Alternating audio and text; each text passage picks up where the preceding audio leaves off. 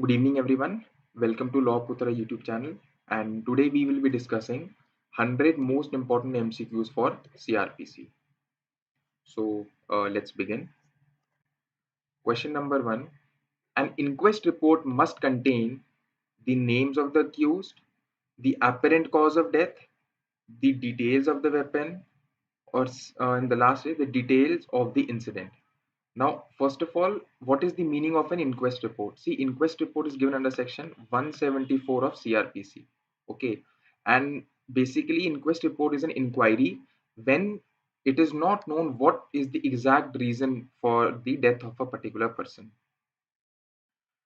So, if we actually go and see the definition of inquest report, it says that when an officer in charge of a police station or some other officer in charge receives an information that someone has committed suicide or has been killed by another or by an animal or by a machinery or by an accident or has died under suspicious circumstances which raises reasonable suspicion, then an inquest will be carried out. So when the death of a person is not exactly known, then we say that an inquest report is being carried out. So the answer for this would be B, that which is the apparent cause of death. Now see why the name of the accused is not there, because in this case, for example, let's say there is the case of suicide, all right, or any other case, right? The person has died under suspicious circumstances. So when that cause of death itself is not properly known, how can we say that that one particular person has committed an offense? So that's why the names of the accused is not possible. It is only once the whole inquiry is done, then the name of the accused comes into play. Second is the details of the weapon. Now, inquest report deals with cases of suicide also. So it is not necessary that a weapon is always there. So that's why it is not necessary that details of the weapon will be there. Weapons is only there if the death has been caused using a weapon. So that is also not necessary. So the answer is obviously would be the apparent cause of death. Now, second question is, a magistrate has the power under CRPC to direct the police to investigate into a non-cognizable offense, a cognizable offense, only a non-cognizable offense. As in cognizable offense, the police is under a duty to investigate both A and B. So the answer for this is D, both A and B. So now how? Now we all know that in case of non-cognizable offenses, the direction is necessary, because in non-cognizable offenses, the police cannot investigate without the order of a magistrate. So we know that cognizable offense is the right answer. But how come under non-cognizable offenses as well? Now let us say that usually investigation into non-cognizable offenses start from the registration of FIR. But in some cases, a person might directly approach the magistrate, right? That means by way of a private complaint. In such cases, if this private complaint discloses a cognizable offense, all right, it is necessary for it to disclose a cognizable offense, then the magistrate is empowered to direct the registration of an FIR and an investigation by the police. It is in this way we can say that the magistrate can direct an investigation even in cognizable cases also. So that is why both for non-cognizable and for cognizable also, for both magistrate can issue direction. This is because magistrate by CRPC is not prevented from issuing an investigation into a cognizable offense. He can issue a direction if he takes cognizance by way of a private complaint.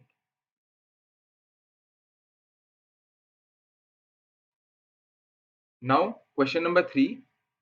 Which of the following courts can take cognizance under section 190 of CRPC? Now, section 190 basically talks about how the cognizance is to be taken. So the options are any court, any judicial magistrate of first class, any judicial magistrate of second class, an emphasis on the second class, specially authorized by the chief judicial magistrate, or BNC, that is both the judicial magistrate of first class as well as judicial magistrate of second class.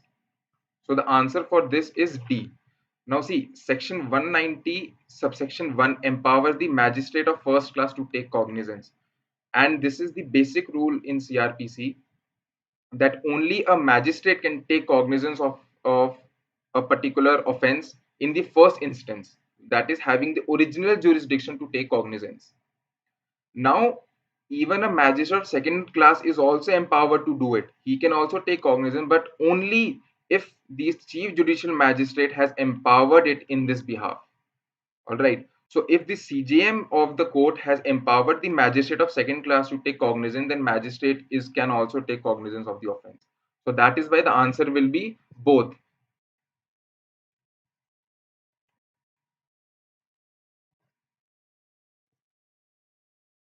Now coming to question number 4, which of the following statement is true? And the statement is, who can take cognizance of an offense? By the court which is competent to try that offense, by the judicial magistrate first class, by any magistrate, by court of session if offense is exclusively triable by that court.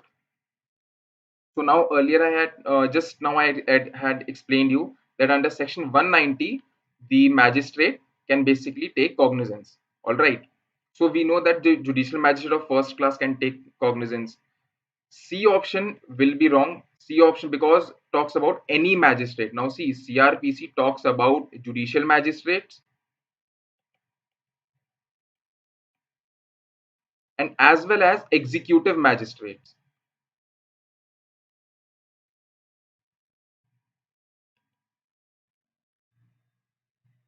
So, executive magistrates would include the district magistrate or the subdivisional magistrate, right? And these two magistrates are not empowered to take cognizance of an offense in under CRPC as a general rule. Okay. However, there are some other acts in which the DM and SDM can take cognizance, but that is not within the CRPC. So, under CRPC, judicial magistrate can take the cognizance of an offense. Any magistrate, this is wrong because any magistrate would include, this whole expression would include executive magistrates also, and they are not empowered to do it. Then they are saying by court of session if offense is exclusively triable by that court. Now we have to keep one thing in mind, that court of session does not take cognizance for an offense directly. This is because of by virtue of section 193. Section 193 says that no court of session can take cognizance of an offense as a court of original jurisdiction unless the case has been committed to it by a magistrate. And the word magistrate in CRPC means a judicial magistrate. Wherever the CRPC means an executive magistrate, they have mentioned it properly, either a magistrate or an executive magistrate. So court of session cannot take cognizance of for an offense directly. So that is why this particular option is also wrong.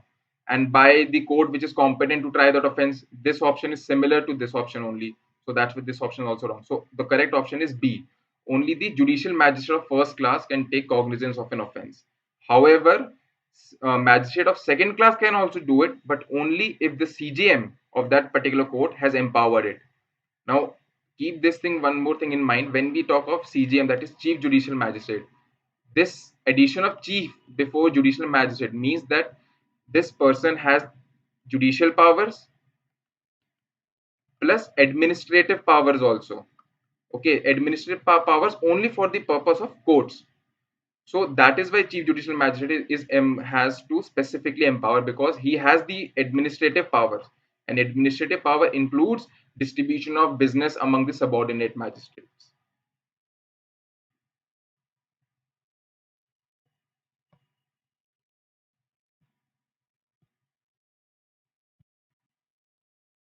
Wait a second.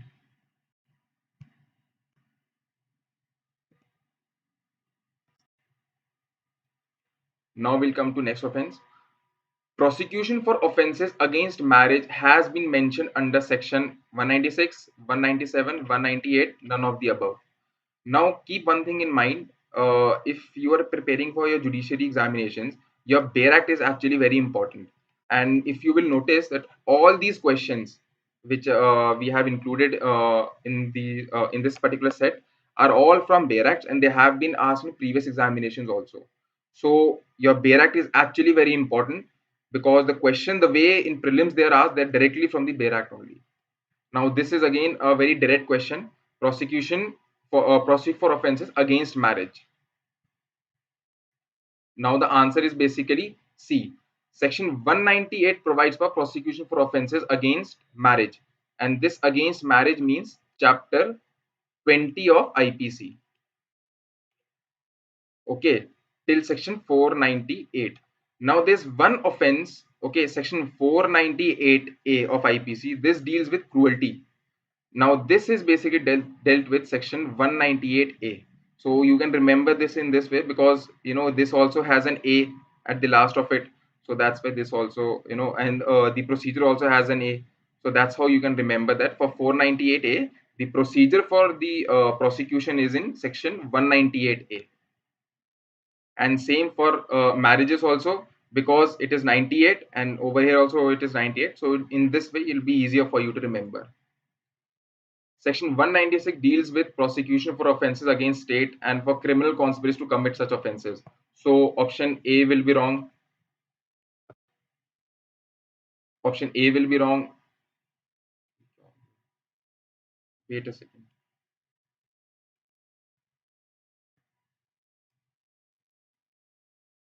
So 196 will not be there.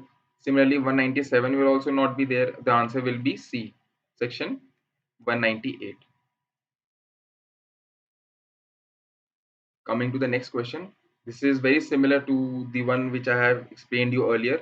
Prosecution under section 197 is available to all public servants, only judges or magistrates, any offense alleged to have been committed by any member of the armed forces of the union while acting or purporting to act in discharge of his official duty, except with the previous sanction of the central government, or all of the above. Now we know that section 197 basically provides that prosecution for judges and public servants. But if you read the bare provision, the subsection 1 of section 197 protects present and retired judges. So, all right, judges and magistrates are included, as well as public servants also. So, this public servant would include, as I told you, district magistrate, subdivisional magistrate, or any other public servant. All right. So only judges and magistrate is not possible, right? Because judges would then actually include, let's say, high court judges also, right? Or a sessions judge also, right? And magistrate would include judicial magistrate of first class or judicial magistrate of second class. So only judges and magistrate is we cannot say, because magistrate also, because we have a separate category of magistrate which is known as district magistrates also. All public servants, now see, all public servants will also be actually wrong in this particular case, because subsection 2 of section 197 protects the members of the armed forces, and it says that the members of the armed forces can be prosecuted only when the prior sanction of the central government has been obtained. Now, armed forces personnel does not directly come under the provision of public servant. So that is why we cannot say that only all public servants. Answer would be all of the above. All these categories of persons are included, and for them sanction is required to prosecute under section 197.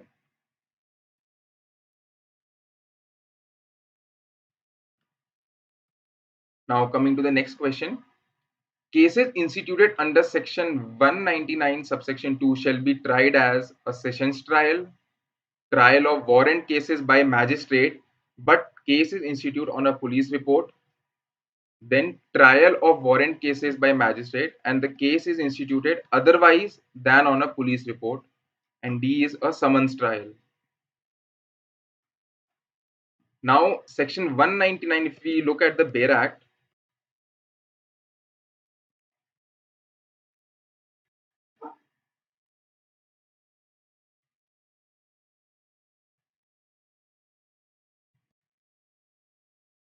it basically deals with the case of defamation, and in which the things are basically targeted towards the president of India, vice president of India, governor of the state.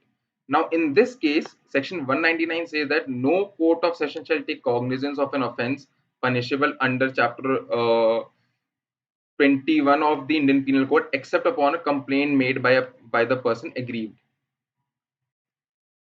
So it says, now if we go by this, it said no court shall take cognizance of an offence and except for the court of sessions.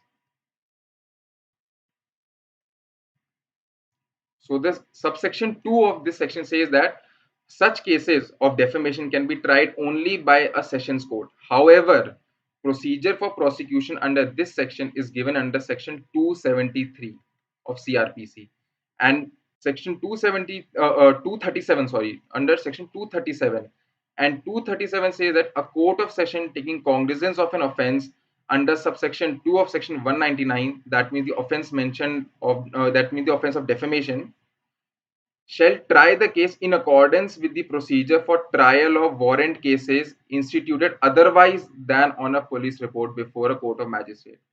So even though the presiding officer is a sessions judge, okay, because it says that it shall be tried by a sessions court, the procedure for it as if the case has been a warrant case which is instituted otherwise than on a police report before a court of magistrate. So otherwise than on a police report would means on a private complaint. And this, if you will read section 199, you'll see that prior sanction of public prosecutor is necessary for any offense under section 199. So that is why they have mentioned this. So that's why our option will be C. C will be the correct option in this case.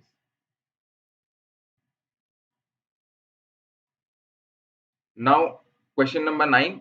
Application for anticipatory bail may be made before a chief judicial magistrate, high court, sessions court, both B and C. Now, again, this is a direct question which can be easily solved if we go by the Bail Act. So, in this particular case, the answer is D. Both sessions court and high court can basically apply for anticipatory bail. However, it is a person has to first go before the sessions court, and once the anticipatory bail is rejected by the sessions court, only then a person can go to the high court. This is because there's a doctrine which is known as doctrine of exhaustion of legal remedies. Before approaching the high court or supreme court, you have to exhaust all your other legal remedies, and only then you can approach these courts. Now we'll come to question number 10. Which of the following statement is correct in relation to power of a magistrate under section 156.3?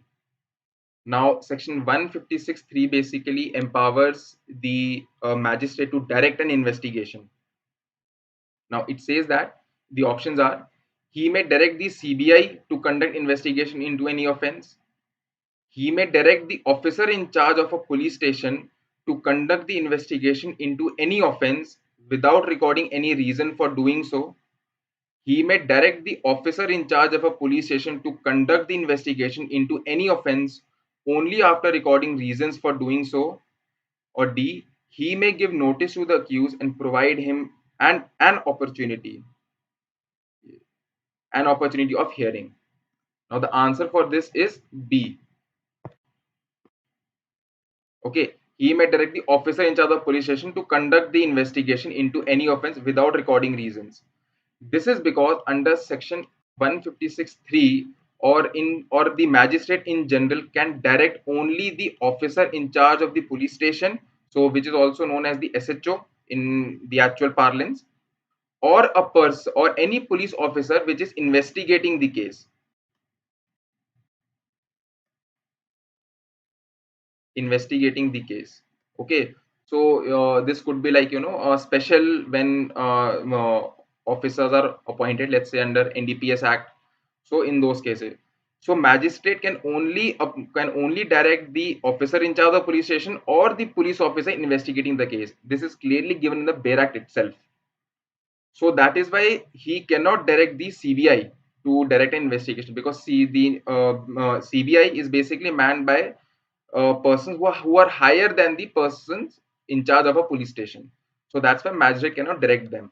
Only the constitutional courts can do so. Now, then we come that without recording any reasons for doing so. Usually, this is a rule in criminal law or in any law for that matter, that the judge or any presiding officer, when he is adjudicating a particular case, he has to record reasons. And Supreme Court has also time and again has emphasized on this particular issue. However, when a direction is given under section 156(3), it is given at pre-cognizance stage. Because it is given at pre-cognizance stage, that is why recording of reasons is not mandatory. Okay, because the magistrate has not taken into consideration all the relevant material. Under section 156, the direction is given when a private complaint is given to a magistrate. Whenever if you go for let's say your FIR has not been registered by the police, so the next remedy is to go to the magistrate and tell them to uh, direct the police officer to register an FIR and start the investigation. Or else, in some cases, let us say in cases of domestic violence, the person can direct the investigation. So,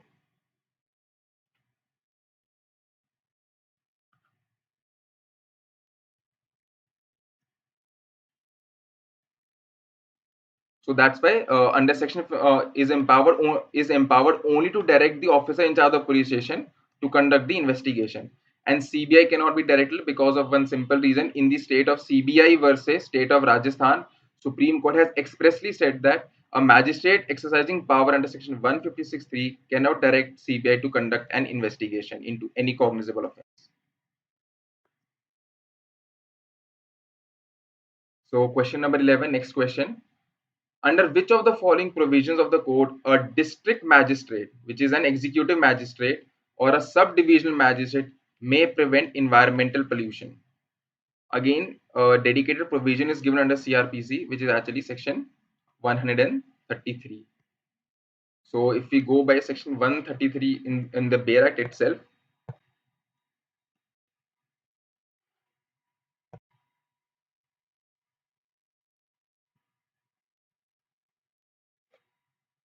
wait a second, I am facing some issues.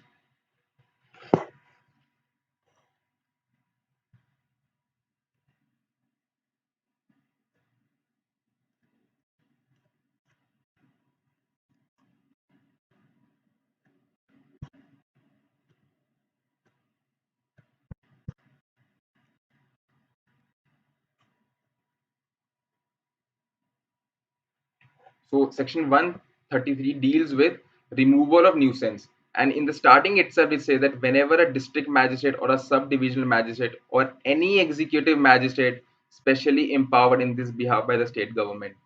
Okay, so this means that only the district magistrate, subdivisional magistrate, or any executive magistrate, if he is specially empowered, only these people can order the removal of a nuisance.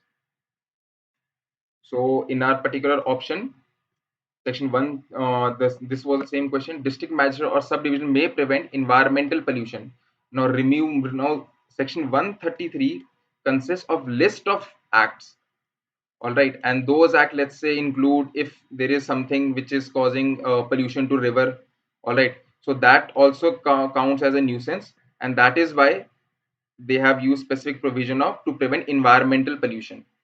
Okay, so that's why again, your bare acts are actually very important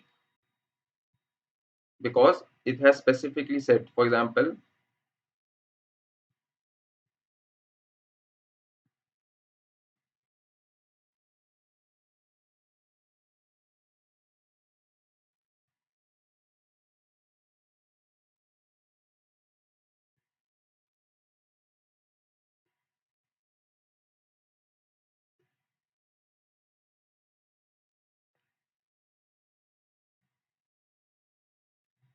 so like for example, the option C says that construction of any building or disposal of any substance that is likely to occasion configuration or explosion should be prevented or stopped. So these provision deals with environmental pollution, and that is why the district magistrate are empowered or SDM is empowered for the removal of it.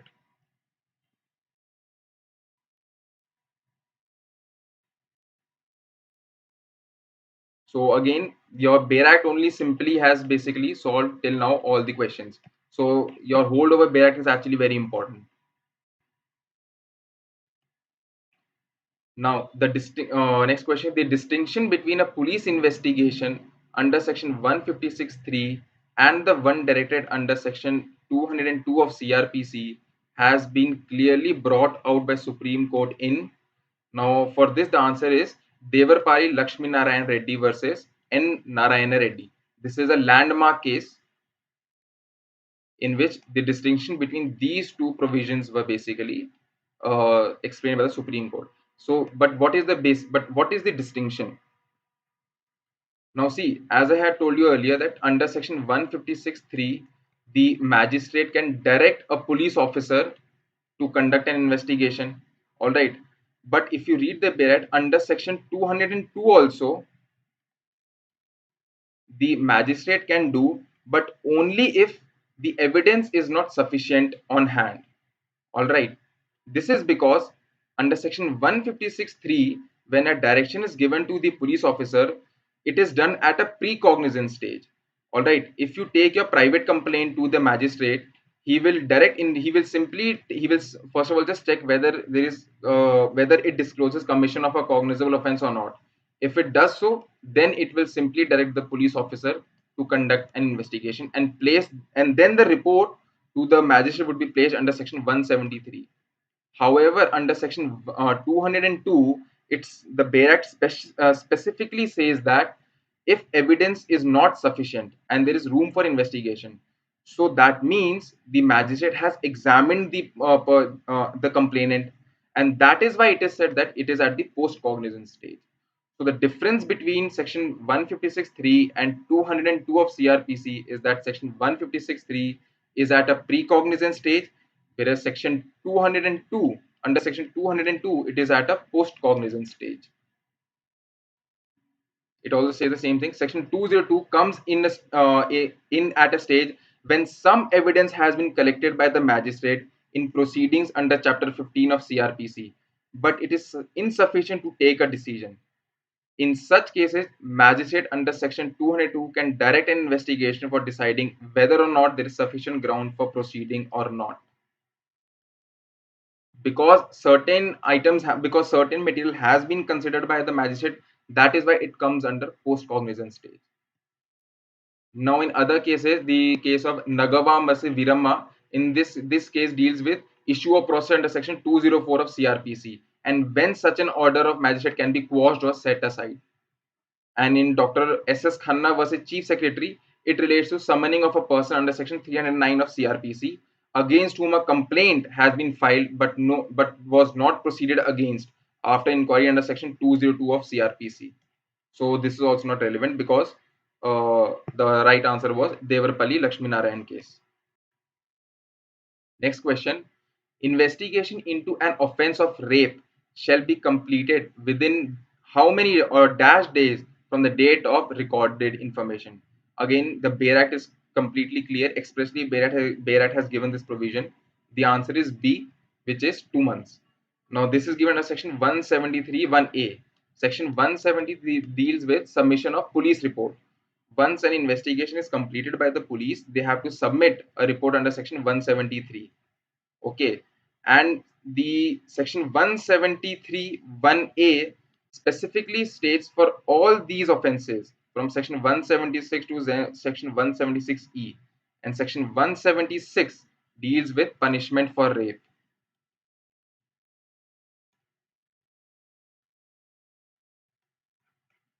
Okay, and in all these cases, the investigation has to be completed within 2 months from the date on which the information was recorded by officer in charge of the police station. So that's why you have to keep in mind that what is the title of all these sections, because directly they might ask, or they can also even ask that collectively that investigation in case of sexual offenses against women has to be completed in how many days. In that case also, all these are covered under sexual offenses. Now, next question. A magistrate under Section 159 of CRPC can direct the police. Now, this is actually 156(3), not 159. This is wrong.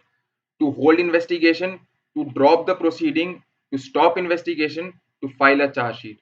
And I have just explained you right now to conduct an investigation, right? Because the direction is given under section given at pre-cognizance stage,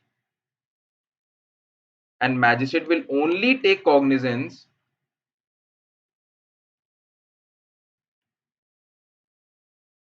after some material has been placed before the magistrate, and that material is basically the report under section 173. So that's why, so that this particular procedure can be proceeded with, the magistrate can tell the police to conduct an investigation. Now coming to the next question, point out the incorrect statement. We have to point out: A. In cognizable offence, any police officer without an order from a magistrate and without a warrant can arrest any person, or a private person may arrest or cause to be arrested any person committing a cognizable offence, or an executive magistrate may arrest the offender when any offence is committed in his presence and within his jurisdiction, or none of these. Now, on the face of it, all of these seems correct,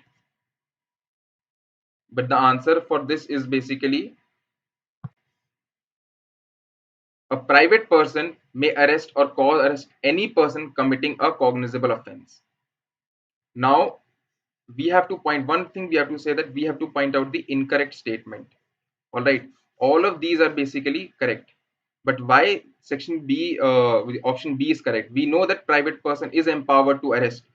However, he can only do so when the offence is cognizable as well as non-bailable. All right, this is given under section 43 of CRPC. Whereas this particular option says a private person may arrest or cause to be arrested any person committing a cognizable offence. There is no mention of bailable offence. Oh, sorry, non-bailable offence. There are certain provision offences under CRPC which are, although they are cognizable, but they are bailable. For example, section 325 of IPC, which deals with voluntary causing grievous hurt, or section 320, which deals with voluntary causing hurt to extort confession or information or to compel restoration of property. In all these cases, the offence is cognizable but not bailable.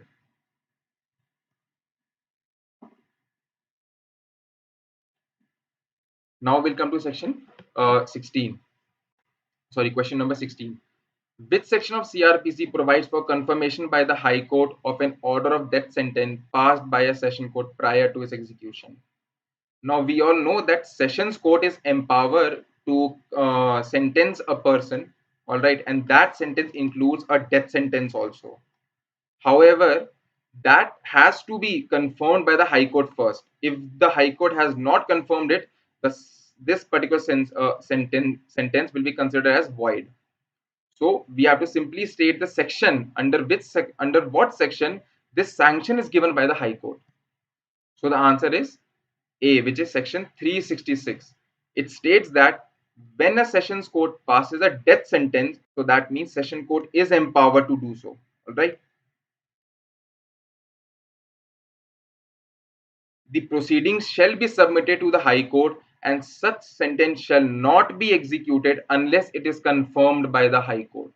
So, although Sessions Court is empowered to do so, but it will not come into effect unless it has been confirmed by the High Court. And section 368 gives various options to the High Court, of when a case is submitted to under section 360, what all options they have in front of them. So for example, they can basically say yes to the sentence, or they can basically say no to it. They can say that, okay, we don't go by your reasoning, and so the person will not be hanged. Then section 369 says that the confirmation of death sentence or an order passed by the High Court must be signed by at least two judges if such court consists of two or more judges. So let's say, assuming that this particular case is being heard by three judges, all right, when it goes to the High Court for confirmation, in that case, it is not necessary that all three have to sign it. Okay, minimum two is required. This is mandatory. Okay, this thing is mandatory, but not for all of them. Now, next question. court shall take an action under section 497 and 498 of IPC on a complaint of husband of the woman, father of the woman, mother of the woman, or none of the above. Now, section 497 basically deals with adultery.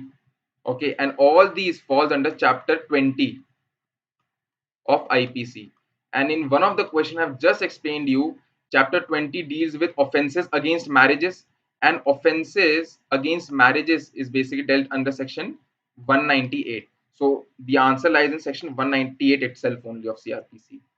And section 198 says that a court cannot take cognizance of an offense punishable under chapter 20, that means offenses against marriage, except on a complaint by an aggrieved person.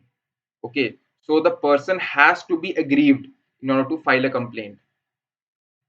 Then section 1, the clause 2 expressly states that no person other than the husband of the woman shall be aggrieved person for an offense punishable under section 496 and 498 of IPC. See, section 497 basically deals with adultery. Okay, and section 498 deals with kidnapping of a married woman, right? Kidnapping or enticing a married woman. In all those cases, if you see the Bare Act, the aggrieved person is the husband. So only the husband can actually do it. Okay.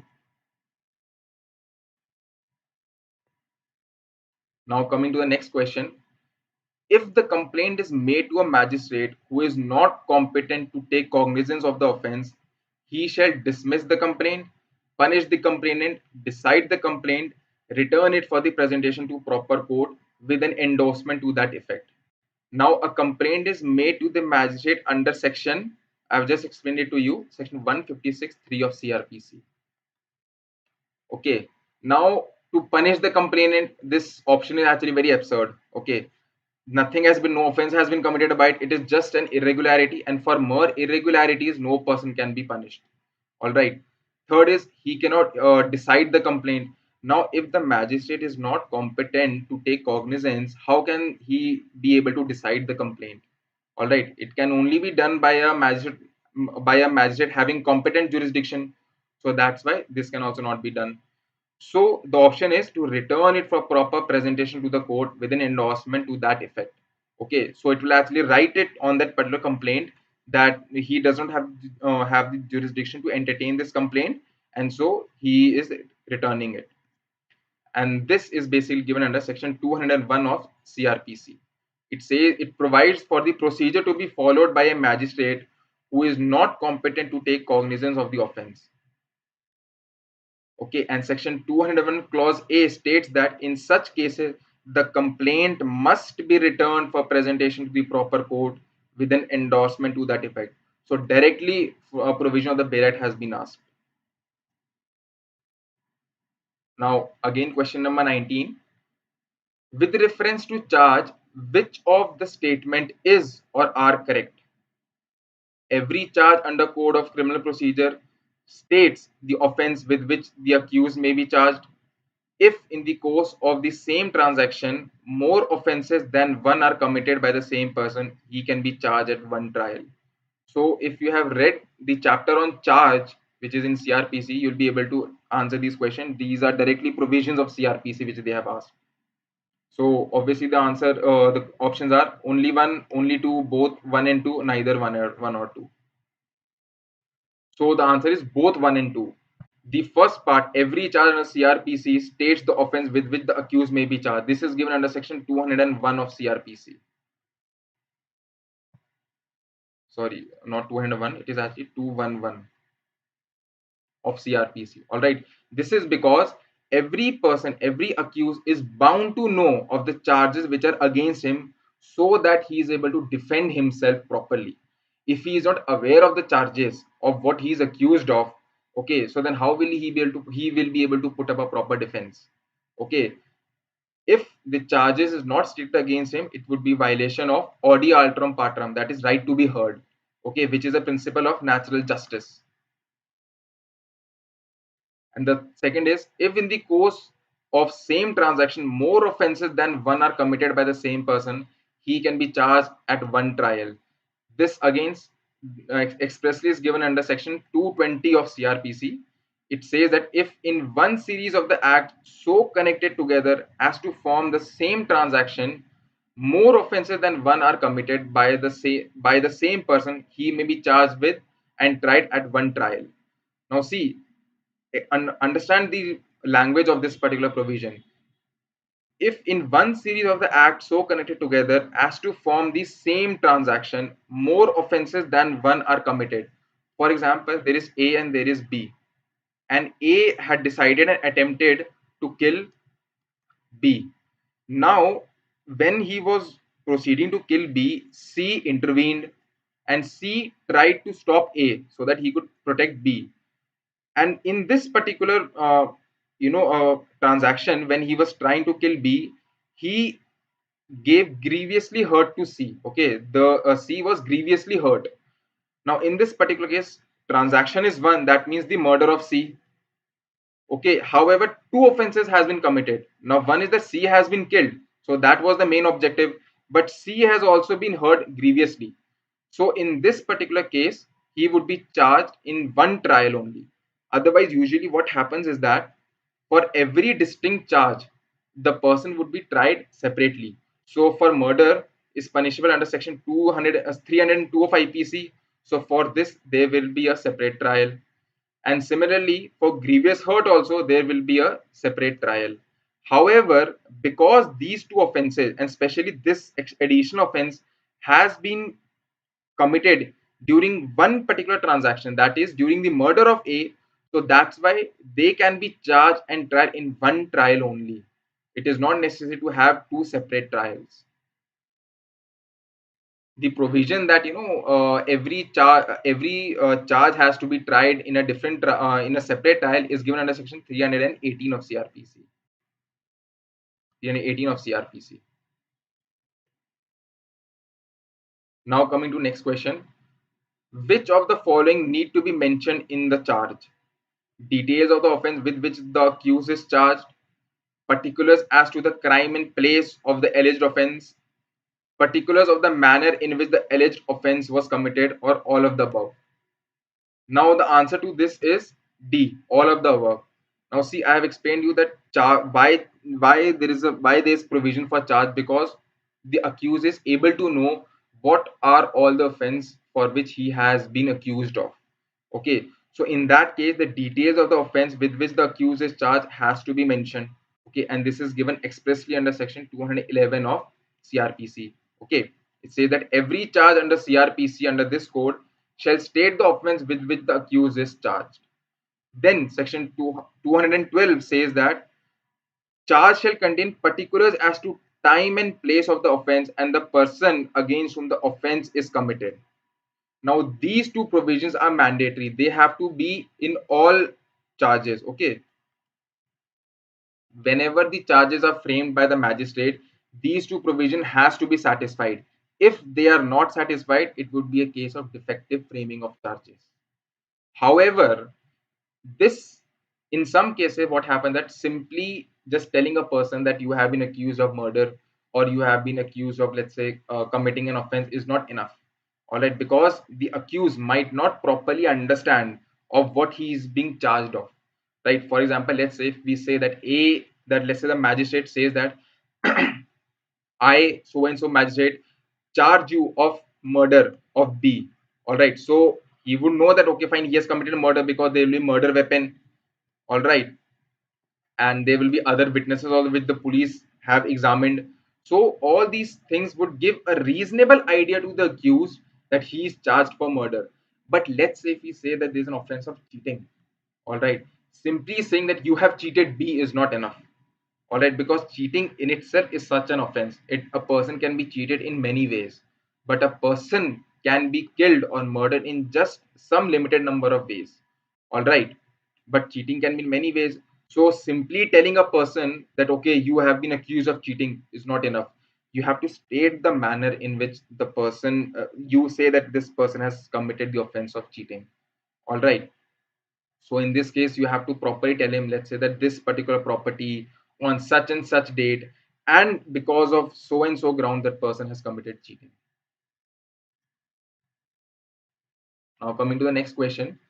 Which of the following statement is wrong? Now, just keep in mind, sometimes in question in exam they ask questions such as wrong or incorrect statement. All right. So you have to pay very much attention that what is the demand of the question, because these questions are generally easy, but only because people confuse it between wrong or correct or incorrect or correct, they tick the wrong answer.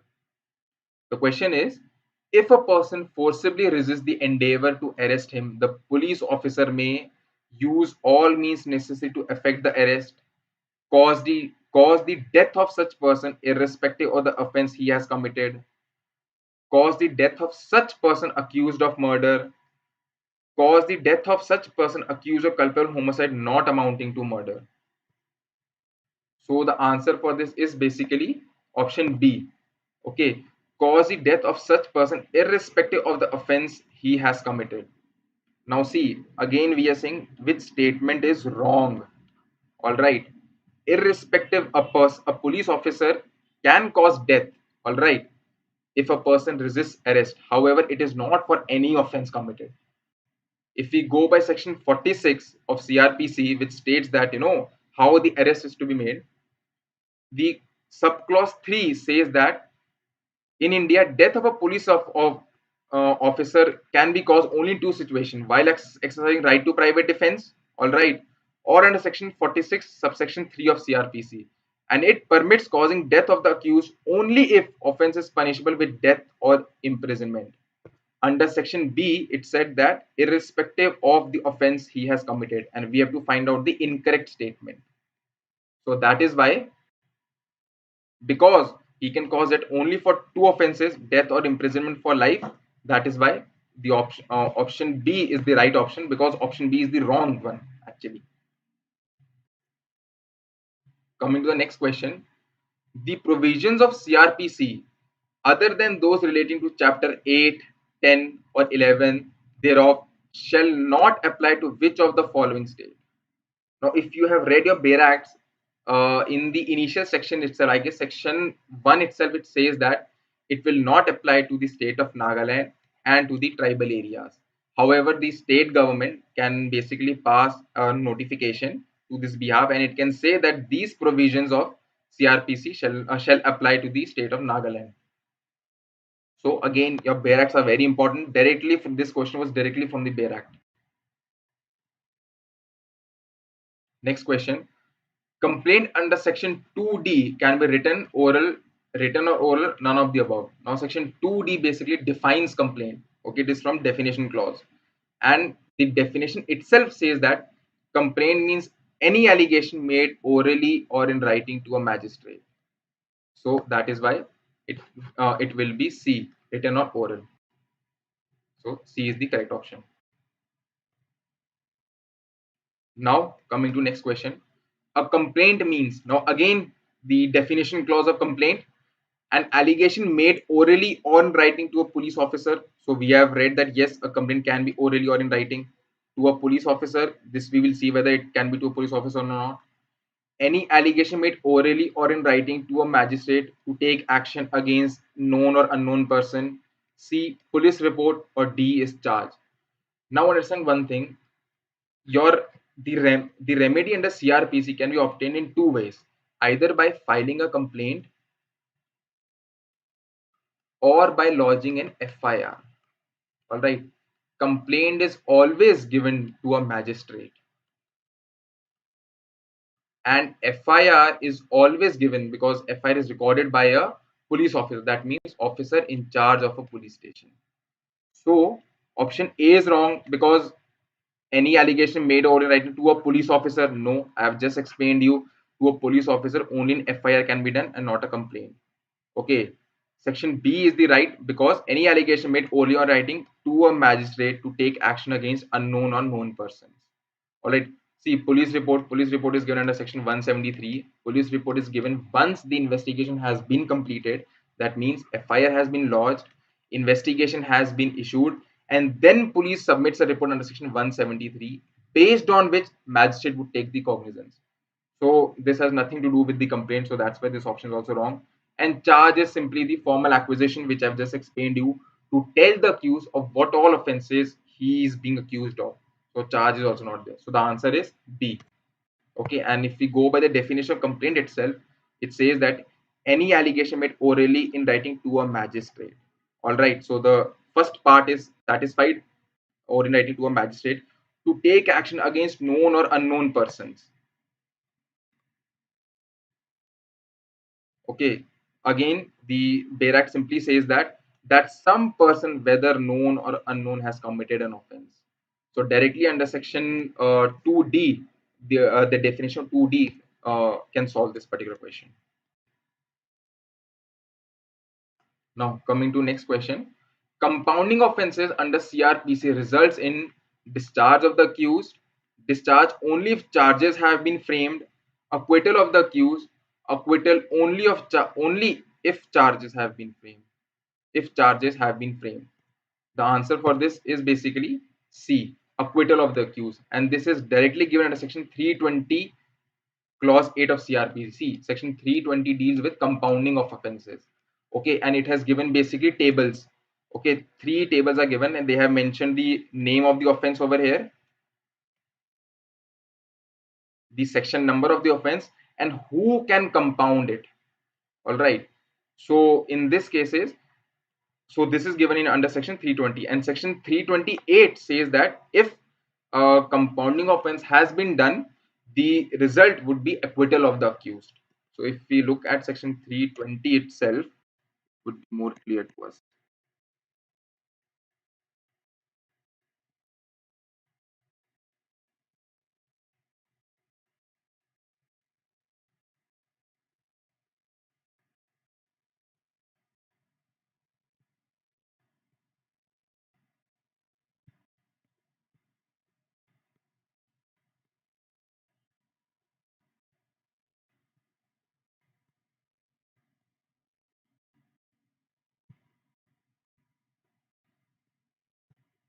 So as I explained it to you, under 320, see this is the table which they have given. So this is the list of offenses. All right, the list of offenses, the section number, and the persons who who can basically compound. So let's say if it is uttering words, okay, which are intended to insult the religious feelings of a person, the person whose religious feelings are intended to be wounded, only that person, only with his permission, the offense can be compounded. And if we go to subsection 8 of this particular section, it clearly says that composition of an offense, that means the compounding of an offense under this section, that means under section 320, shall have the effect of an acquittal of the accused with whom the offense has been compounded. So it's expressly said that acquittal of the accused. So coming to the next question, which of the following has been defined, which has been specifically excluded from the definition of complaint under section 2D of CRPC? All right. Now if we'll go back to the section 2D, if you'll read the section 2D, you will see that complaint means any allegation made orally in writing, okay, by to a magistrate, that I have explained to you, but does not include a police report. Expressly it has said that it does not include a police report. All right, so that is why section police report has been excluded. So answer is B, and this was asked in 2014 UP Higher Judicial Services examination.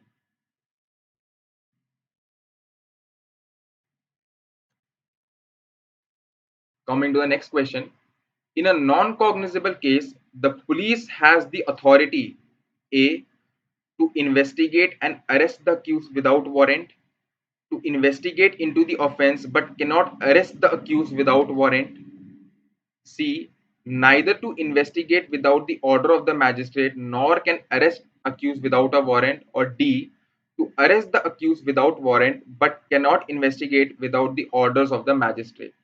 Now, first of all, understand the difference between cognizable and non-cognizable offenses. See, for cognizable offenses, the police does not require any warrant.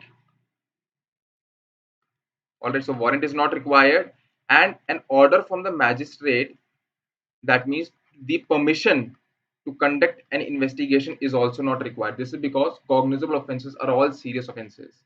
Alright, but in non-cognizable offense, the police cannot investigate until unless they have until unless they have the authority or the permission of the magistrate.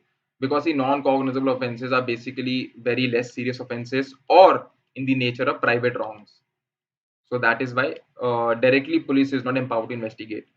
So the question says that in a non-cognizable case, the police has the authority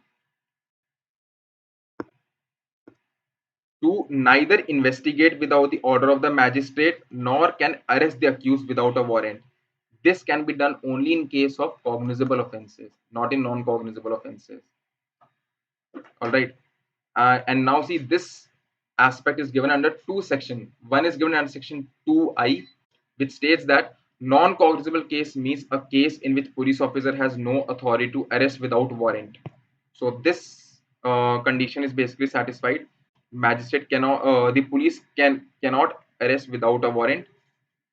And then in under section 152 subsection 2, it says that no police officer shall investigate a non-cognizable case without the order of the magistrate having power to try such offense or commit the case for trial. So no police official investigate a non-cognizable case without the order of the magistrate.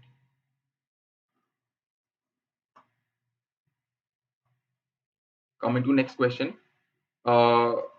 Question number 30, it says that summons case means a case relating to the offense punishable with death, imprisonment for life, imprisonment for a term exceeding 2 years, that means minimum 2 years, and imprisonment for a term not exceeding 2 years. It means maximum imprisonment is for 2 years or up to 2 years. Now understand one thing, that summons case generally are non-serious offenses. Whenever a serious offense is committed, they fall under warrant cases. Okay, in which an arrest warrant is for a warrant of arrest is issued by the magistrate.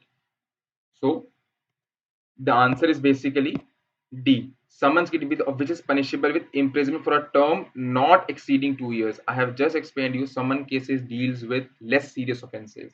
And if we go by the definition of summons case, it says summons case means those cases which are not warrant cases. And warrant cases are those cases in which punishment is either death, imprisonment for life, or imprisonment for more than 2 years. Okay, because all of these then are serious offenses. So that's why under section 2W summons case has been defined, and it says that case relating to offense not being a warrant case. And then we come to warrant case. That means summons case are those cases which are other than warrant cases. And warrant cases means a case relating to an offense punishable with death, imprisonment for life, or imprisonment for a term exceeding 2 years. Coming to the next question. Which of the following section of CRPC prohibits male police officer from touching the person of a woman while making her arrest? Now, section very elaborate procedure have been given under CRPC regarding how an arrest has to be made. All right. So this is again directly from the Bail Act, and the answer is C. See, under section 46 subsection 1 says that in making an arrest, the police officer or the person making the same shall actually touch or confine the body of the person to be arrested. Okay, if he refuses, okay, that means if there is submission, if there is voluntary submission to it. However, when the person who is to be arrested or the arrestee is a woman, all right, then unless certain circumstances require, the police officer is cannot touch the person of that particular woman.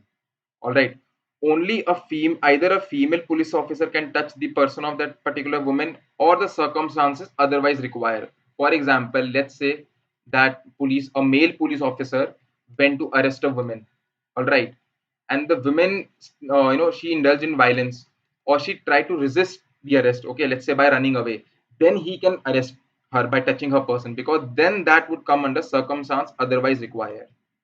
But if such circumstances are not there, either a woman police officer has to be there or the male police officer simply cannot touch that particular woman.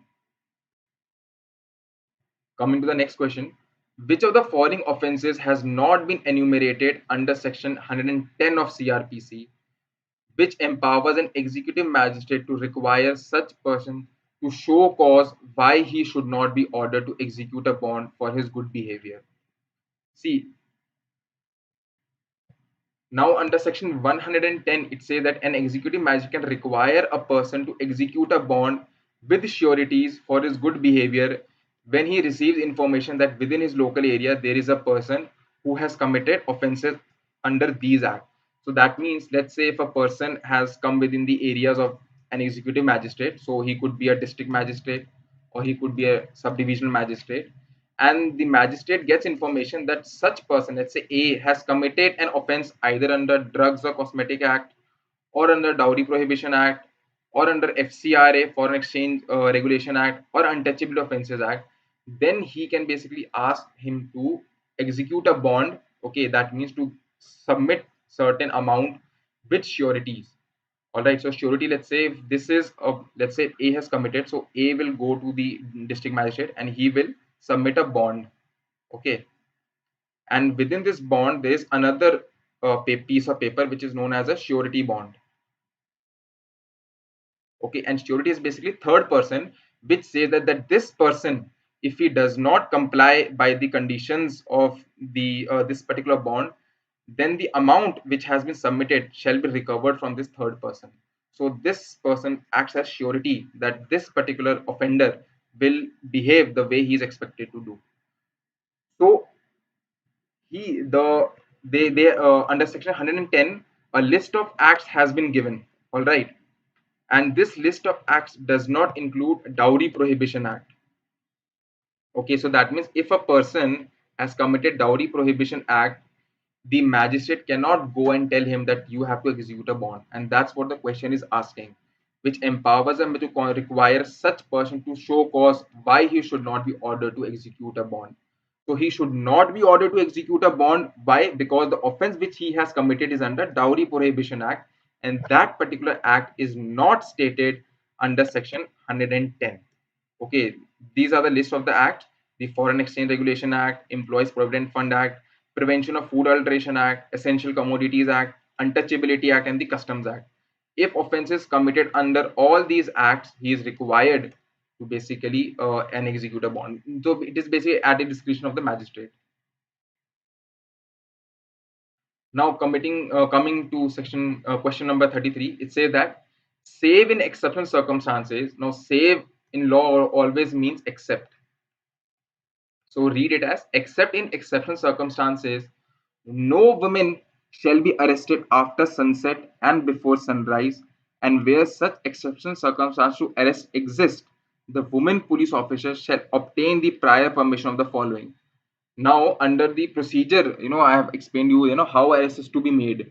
In that case, first of all, the person of the woman cannot be touched by a male police officer, and secondly, the woman cannot be arrested after sunset or before sunrise. So that means whenever there is dark, the woman cannot be arrested. However, in certain circumstances, it might be necessary to arrest that particular person, right? So in those cases, the woman police officer has to obtain the permission of which of the following officers? So the answer is basically C. And in okay, which is the judicial magistrate of first class. Now see, why JMIC or Judicial Magistrate First Class? Because see, this is basically when an arrest is basically made, it is done during a judicial proceeding. You can say that is somewhat judicial, right? Because the investigation is now going on, all right, or the magistrate has told the police office to conduct an investigation. So that is why district magistrate are not empowered, and the permission JMIC or Judicial Magistrate of First Class is necessary. Okay, and only that judicial magistrate within whose local jurisdiction the offense is committed. Now coming to next question, who among the following is not entitled to claim maintenance under section 125 of CRPC? Please give me a few seconds.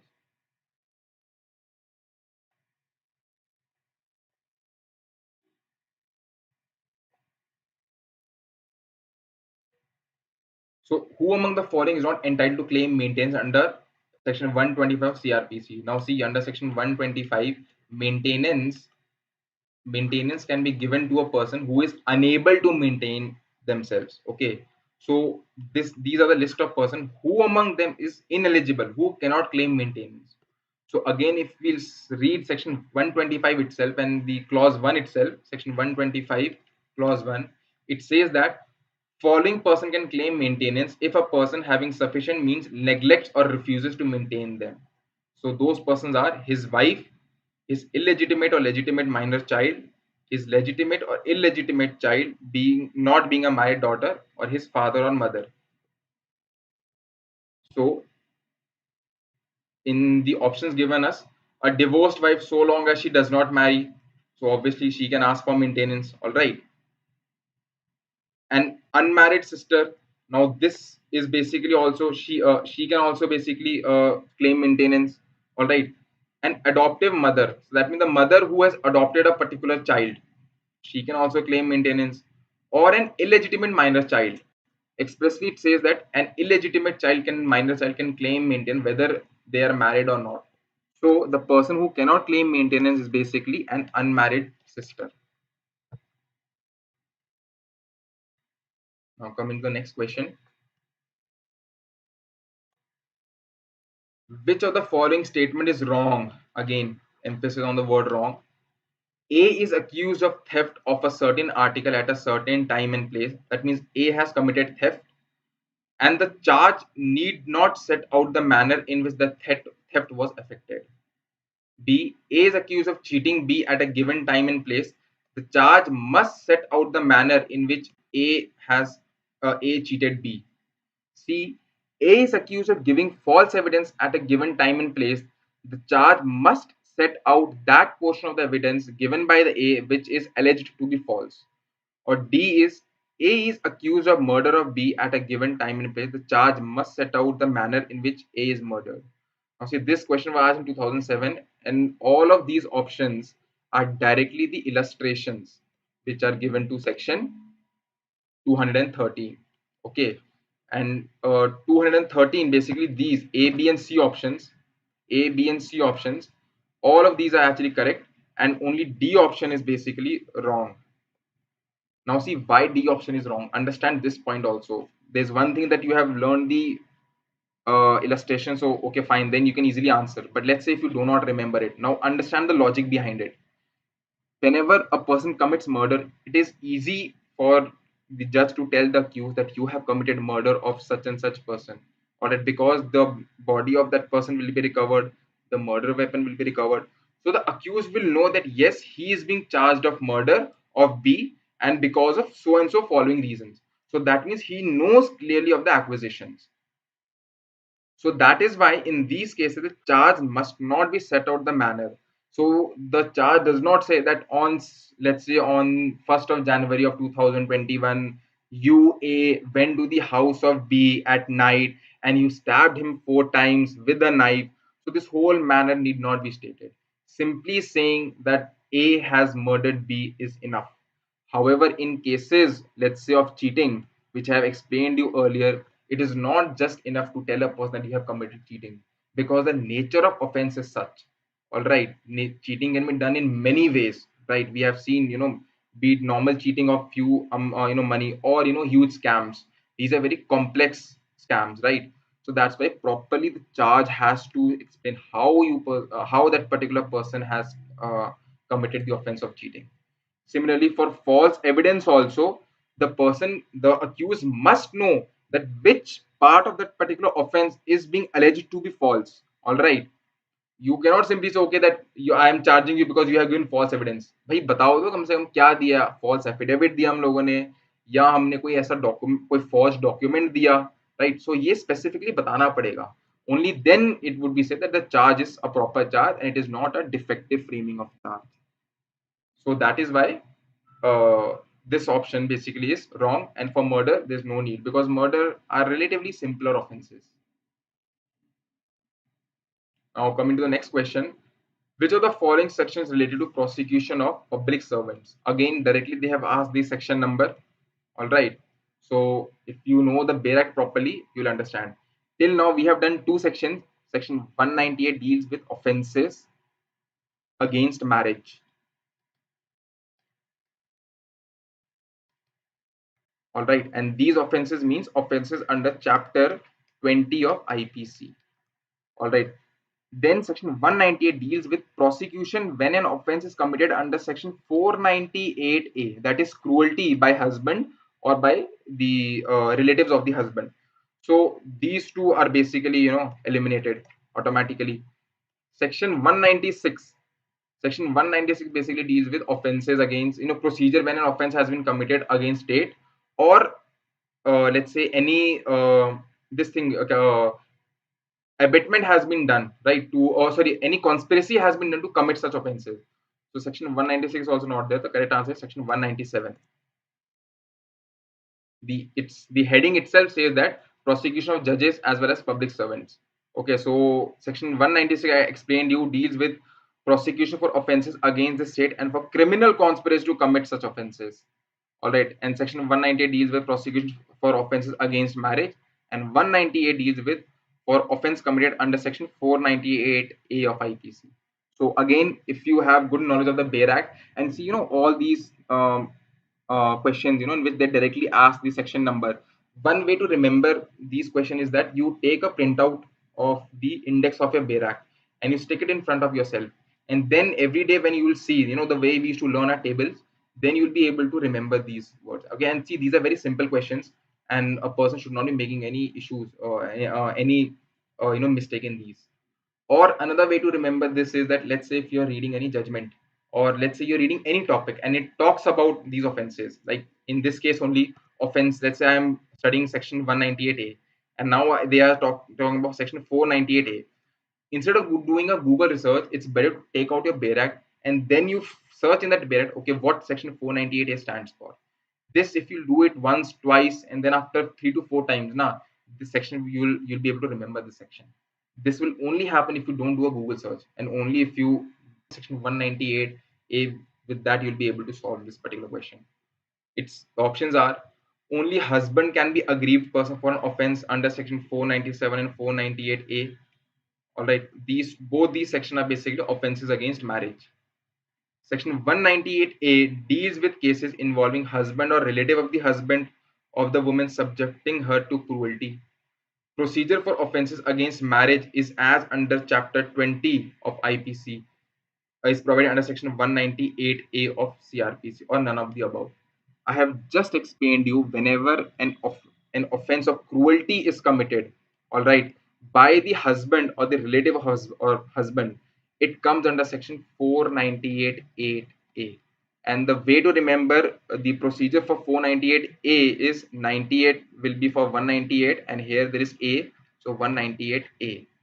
So section 198 does not deal with it. Section 198A deals with it. So this statement is wrong. Okay, we have to find the correct statement. Then procedure for offenses against marriage is under chapter 20 of IPC, is provided under section 198 of CRPC. Now if we read the provision of section 198A, it deals with prosecution of offenses against marriage, which is section 493 to 498A.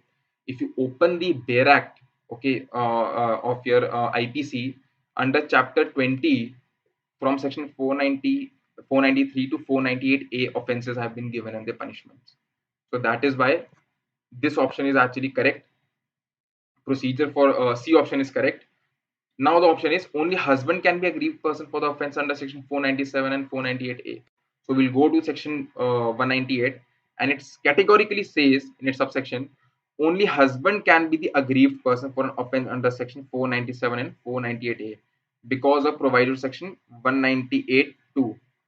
But if the husband, let's say if the husband is absent, okay, some other person having care of the woman, 497 deals with adultery, and 498A deals with enticing or kidnapping a woman, or married woman.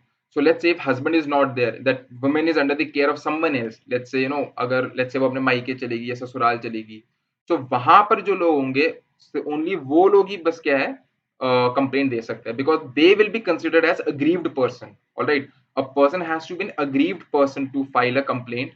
Okay, and that aggrieved person can be husband, and in the absence of husband, any person who is having the care of the woman. So coming to next question, the additional chief judicial magistrate may pass a sentence of imprisonment extending up to 5 years, 7 years, 3 years, or 10 years. Again, direct question. The answer is basically B. And section 29 of CRPC specifically says it that the CJM court may pass sentence authorized by law except a death sentence, life sentence, or imprisonment for more than 7 years. That means the CJM cannot pass all of these sentences, right? And I have explained in the starting question, death sentence can be passed only by the sessions judge. So, which sentence can be passed by the additional chief judicial magistrate? All right. So he cannot pass basically for imprisonment which is for more than 7 years. All right. So this option is basically eliminated. 10 is eliminated. He can pass sentences up to 7 years. See, 5 years is not there because when we say up to 7 years or extending up to 7 years, 5 and 3 years are already included in it. All right. So this is just for confusion purposes. 5 and 3 is given. The answer is 7 years. All right. Because CGM cannot pass sentence in which when the punishment for offense is for more than 7 years, but up to 7 years, so he can give. So that is why option B is the correct one. Coming to next question, which provision of CRPC resembles resembles the habeas corpus writ?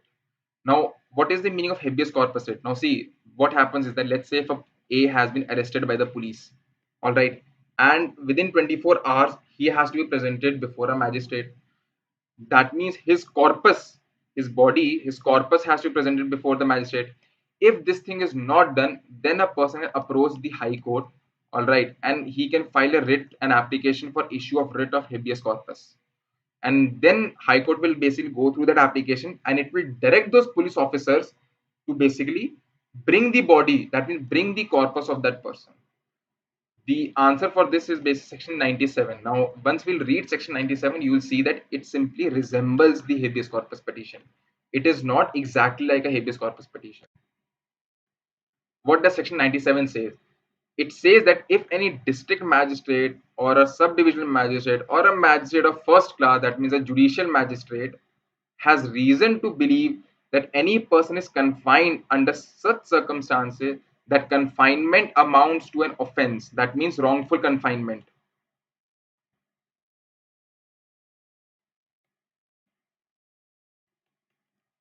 All right. In those cases, the person may these person, district magistrate, SDM, or magistrate of first class can issue a search warrant, and the person to whom the search warrant is directed, so it is usually directed to the police officers, he may initiate the search for that person concerned, and if that person, that means his corpus, is found, he will be brought before such magistrate. Now why I said that it resembles habeas corpus, it is because habeas corpus petition, okay, is first of all filed before the High Court, whereas an application under section 97 is filed either before a district magistrate or an SDM or magistrate of first class. All right. And secondly, in this case, section 97 deals with when an offense has been committed by a private person also. However, that is not the case in when a writ of habeas corpus is issued. See, habeas corpus given under section 32, article 32. All right. Article 32 itself is a fundamental right, and fundamental rights are only enforceable against the state and not against private persons. So that is why it only resembles, because they are empowered to bring they can issue an order to bring the corpus of that person, but it is not directly an exact replica of habeas corpus petition and Article 32. So keep these few points in mind. All right, and since we have studied this section also, section 91, so go and once read Article 32 also and the habeas corpus part of it. Then it will be very easier for you to understand the differences. And these are very subtle differences which can be asked. And this is actually a very easy question. The difficult question would be if they mix these two aspects, fundamental rights or state of private person. Then the question will be difficult. Now coming to next question, which section of CRPC applies when the police officer in charge of a police station receives information about the person who has committed suicide? First question with which we started a session was this only, that what is an inquest report? Okay, whenever a person has committed suicide or person has died under suspicious circumstances, the cause of death is not known, the exact cause of death. And that is why to find out the apparent cause of death, an inquiry is set up, and that inquiry, the provisions given under section 174 of CRPC. Okay, this basically deals with this only inquest report. So suicide falls, as I explained, suicide falls under inquest report. An inquest is basically a judicial inquiry to determine the cause of death when a person has been killed by unknown person or suddenly died under mysterious circumstances. So this is the meaning of inquest, because the cause of death properly is not basically known. Now coming to the next question, the report of a person arrested without warrant shall be given by officer in charge of a police station to only a district magistrate, only to subdivisional magistrate, only to judicial magistrate of first class, either to DM or to SDM. Now, keep one thing in mind and read the question properly. The report, this is talking about the report of a person and not the person itself. See, if the person was arrested without a warrant, then he would be taken to the judicial magistrate. But over here, they are asking the report of it, right? The police, under their respective state police rules or police manuals, they have to, every periodically they have to give a list of person who have been arrested or who have been put in lockup to the DM or SDM, because they should know what is going on in their district. All right. So the report is given to this person, but the person, that person itself is given, is taken to the judicial magistrate of first class. So the option is basically either D option, either DM or SDM, and this is given under section 58. Police to report apprehension. Apprehension is basically the verb meaning of arrest. All right, the person who has to apprehend means to arrest someone. So the report of such arrest, and it says that officers in charge of police station shall report to the district magistrate, and if he so directs, to the subdivisional magistrate. So either the DM, or if let's say DM is busy, then he'll say, okay, fine, you report it to the SDM because I'm busy with some matter. So the answer would be either DM or SDM. So answer D is the correct option. Again, direct Berat provision. So a proper reading of the Berat is very important in order to answer, in MCQs in any examination, be it judiciary or APO examinations. Now coming to next question 42. When a search is required to be conducted outside India, a criminal court may under section 166A of CRPC issue a search warrant, letter of requisition, letter of request, written order. Now see, keep this thing in mind. Offense is committed outside India. अब India के बाहर तो Indian courts की ज्यादा चलेगी नहीं, तो ये देखो सर्च वारंट तो वैसे इशू नहीं कर सकते, बोलो सीधे सीधे क्या सर्च वारंट इशू कर देंगे, right? Similarly, written order also has nothing to do with it. Written order is a completely different thing. It has nothing to do with the search, alright, as such. However, a letter of request has to be issued. That means the judicial magistrate in India, all right, will request the same magistrate, okay, his in a different country, a letter of request will be sent, all right, and once this request is accepted, only then further proceedings can be issued. And the title of section 166A itself makes it clear, a letter of request, okay, to competent authority for investigating in a country or a place outside India.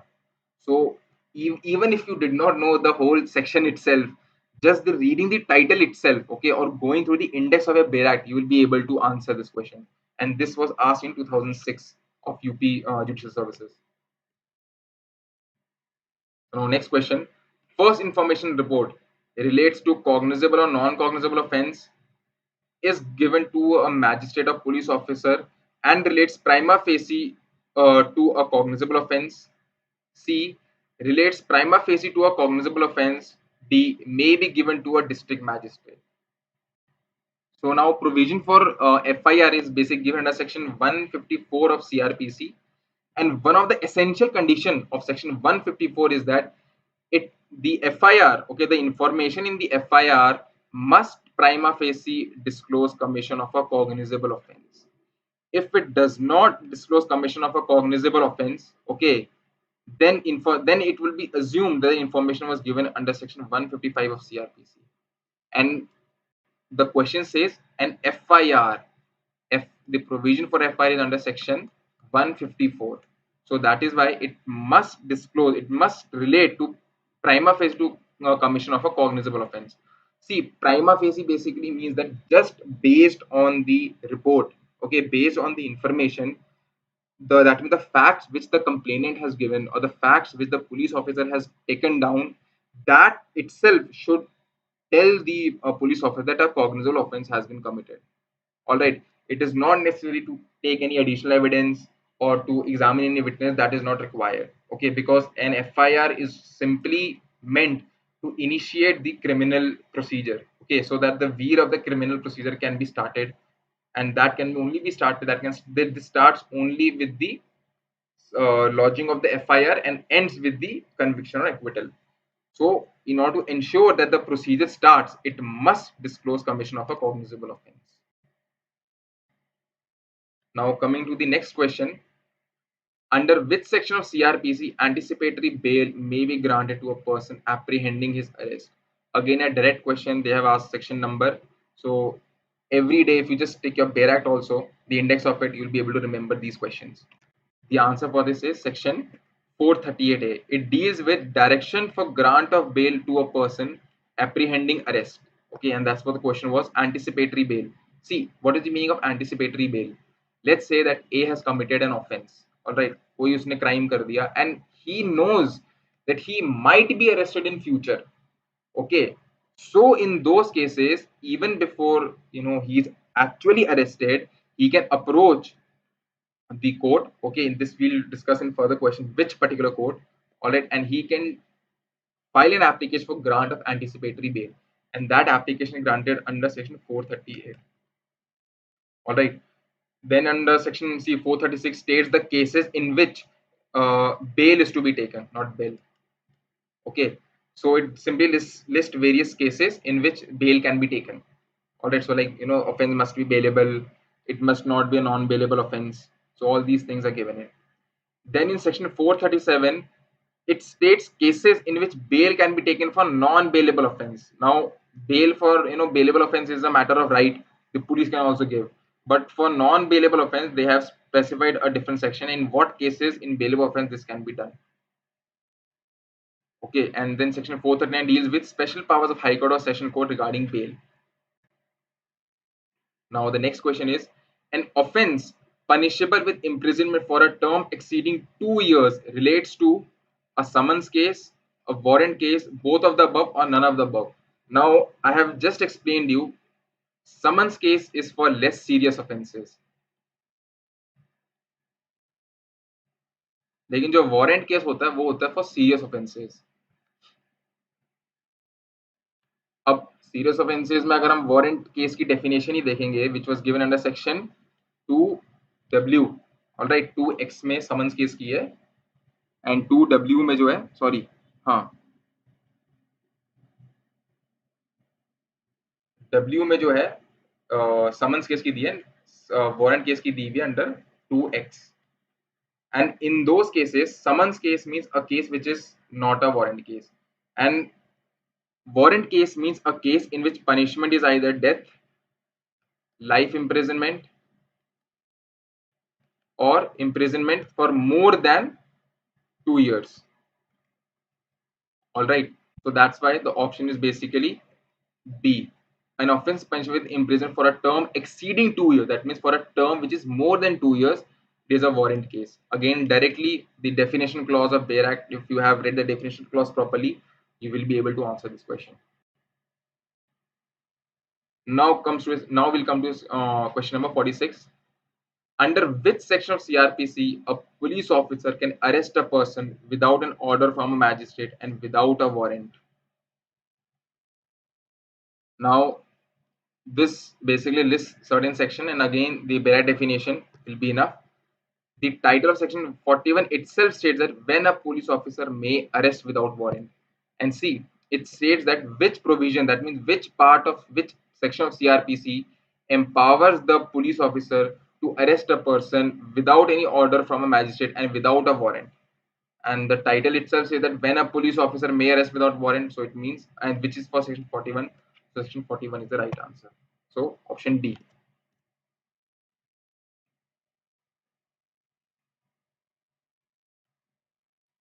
Now coming to question number 47. Under which section of CRPC a person who is avoiding execution of a warrant may be proclaimed as offender? Now see, avoiding execution of a warrant under CRPC, there are basically few ways in which the a person can be compelled to appear before the court. Okay, and those cases are basically by issuing a summon, or by issuing a warrant, or by proclaiming that person as an absconder. Okay, so if a person declared as a proclaimed offender, or by attaching his property. So under which section this part, proclamation as an absconder or a proclaimed offender (PO) has been given? So this is given under section 82 of CRPC, and we'll read section 82. It says that if a court has reason to believe that a person against whom a warrant has been issued is absconding or concealing himself so that such warrant cannot be executed. Okay, if this thing is proved, if the magistrate has reason to believe, all right, then a proclamation against that person can be declared. So basically newspapers and advertisement is basically issued that such and such person has been declared as a proclaimed offender because he is absconding. Recently an IPS officer by the name of Parambir Singh, he was declared a PO when crime branch was Mumbai was not able to trace him. Now next question: under which section of CRPC an accused person himself be a competent witness? Okay, and these list has been given. So again, if you know the Bail Act, section 315 say that accused person can be a competent witness for his defense and can also give evidence on oath to disprove charges against him. Now see, understand one thing. This question say that accused person himself be a competent witness. A person can be a witness against himself, but he cannot be forced to be a witness. Alright, if let's say police officer is forcing him to be a witness against himself, then it is violation of a constitutional provision. Now you look for a constitutional Bail Act, and in this you find out which particular article talks about this part, that a person cannot be forced to be a witness against himself. Okay, this is also known as to be like self incrimination, right? A person cannot be forced to be self incriminate against himself. Okay, but if he voluntarily chooses to be a witness, then he can be. Okay, we cannot deny that particular chance to him. Okay, because a person has a right to be heard. This is the principle of natural justice. Coming to section question number 49. Who among the following is authorized to record a confessional statement under section 164 of CRPC? Now the heading of section 164 says that recording of confession and statement. But if we go through the section itself, it says that a judicial magistrate or a metropolitan magistrate. Now see, these two person, metropolitan magistrate and judicial magistrate, are same. Okay, only when an area has been described as a metropolitan area, the judicial magistrate is known as a metropolitan magistrate. So let's say in Delhi or in Kolkata, these are all metropolitan cities. Okay, so over here the judicial magistrate is known as a metropolitan magistrate. But in states, areas such as let's say Chandigarh, okay, this is not a metropolitan area. So over here, a person is known as a judicial magistrate.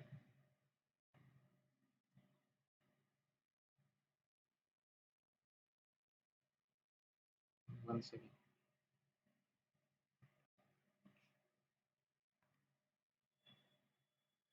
Now coming to next question.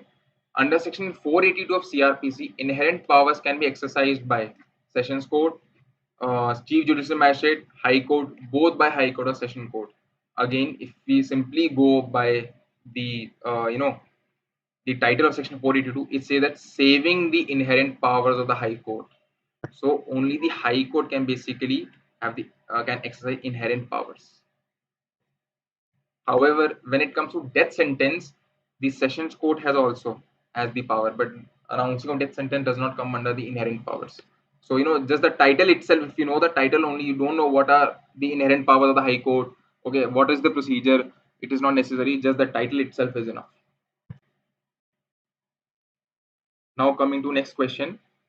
Any dispute relating to possession of immovable property is decided by a judicial magistrate, an executive magistrate, either by judicial or executive magistrate, or by none of those persons.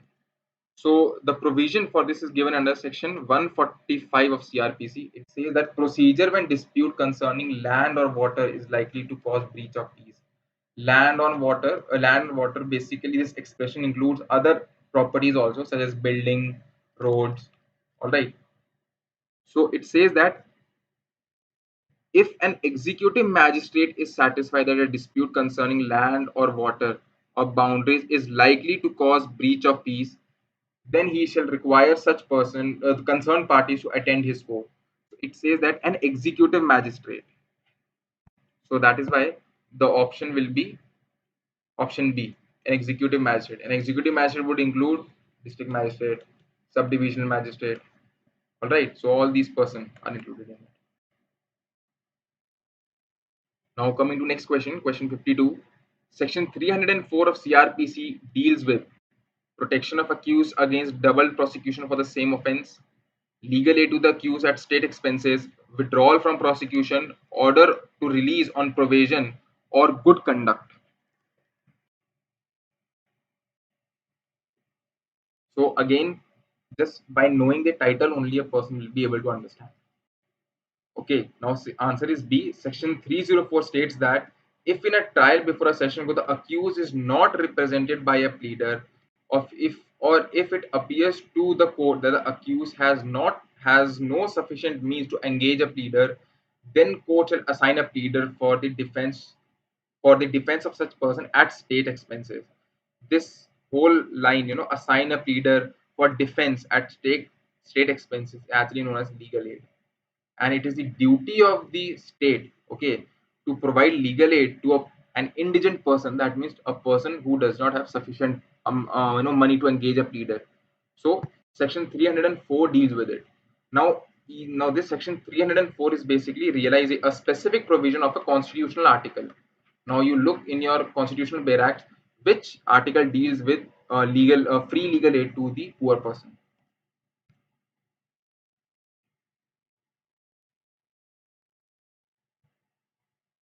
Now we'll come to next question. Which section of CRPC provides that a person once convicted or acquitted cannot be tried again for the same offense? This provision deals with provision of double jeopardy. Double jeopardy means that if a person has been prosecuted once, he cannot be prosecuted for that same offense once again.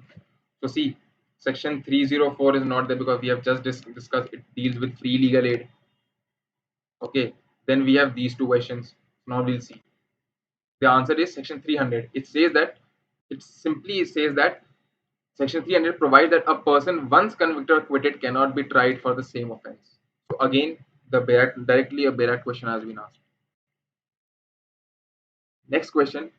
Which of the following sentence may be passed by a magistrate of second class? Okay, there are two magistrates, magistrate of first class, magistrate of second class, and then there's a chief judicial magistrate. All right. So if we'll go by section 29, it has specifically stated that what all sentences can be passed by the magistrate of first class, magistrate of second class, and the chief judicial magistrate. All right. So section 29 clause 3 say that magistrate of second class may pass sentence of imprisonment for a term not exceeding 3 years or fine not exceeding 5,000 rupees. So if we say that, if you look at the provision, it says that imprisonment for a term not exceeding 2 years. All right, fine. Yes, because the maximum here the second class magistrate can do is for 3 years. All right, imprisonment for a term not exceeding 1 year. All right, now that means the maximum punishment is for 1 year. So for this also, the magistrate can basically do. All right, so the answer will be B option.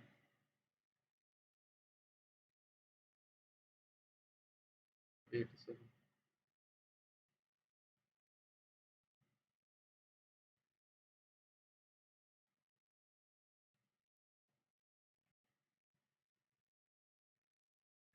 So now coming to next question, question number 55. A chief judicial magistrate may pass a sentence. Again, section 29 deals with the same thing. Okay, I told you it is for three magistrate, and the options are sentence of imprisonment not exceeding 7 years, sentence of life imprisonment, death sentence, and sentence of imprisonment exceeding 7 years. If you'll read section 29, it says that the chief judicial magistrate can pass any sentence which is authorized by law except for death sentence, sentence of life imprisonment, and sentence which is exceeding, imprisonment exceeds 7 years. So that means all of these sentences cannot be passed by the CJM.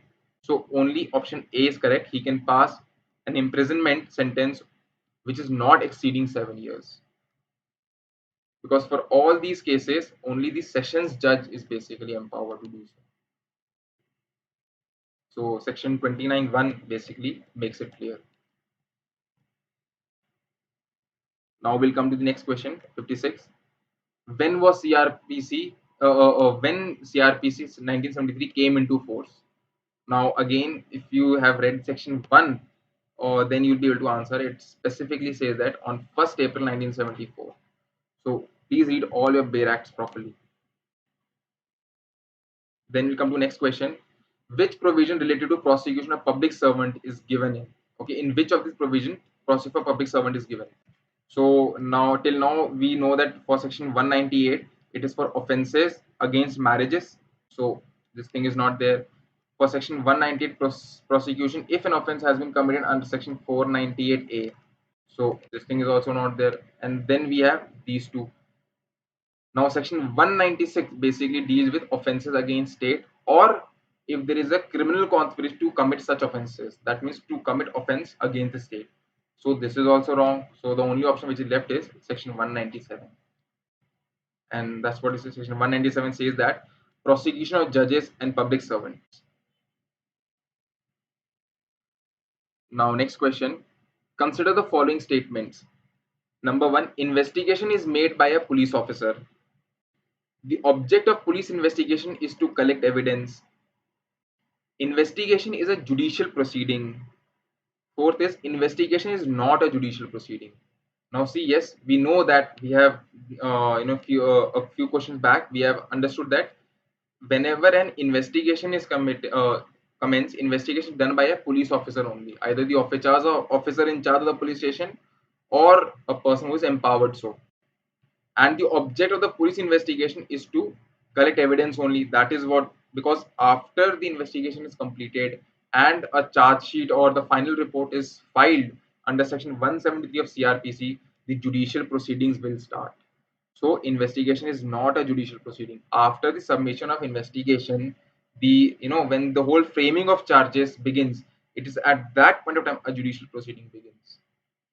So the answer is basically B. All right, one is correct, two is correct, and four is correct. Okay, investigation is a judicial proceeding. This is wrong. Investigation is not a judicial proceeding. This is correct. So investigation is always made by an officer in charge of the police station, and this is given under section 156 of CRPC. And if you read under section 173, you will see that who can submit the final report. So reading of these two sections will give you an idea who can conduct an investigation. And the object of investigation is always to collect evidence. All right now nothing is being committed on whether the person is guilty or not. It is not a judicial proceeding to determine whether a person is guilty or whether he has actually committed those offense. This is the duty of the judicial magistrate, and this can be done during the continuance of a judicial proceeding. Then question 60. Under which section of CRPC an accused person can himself be a competent witness for defense? This question has just been repeated. So the answer is section 315. Directly section 315 we can go. It says that a person accused of an offense before a criminal court shall be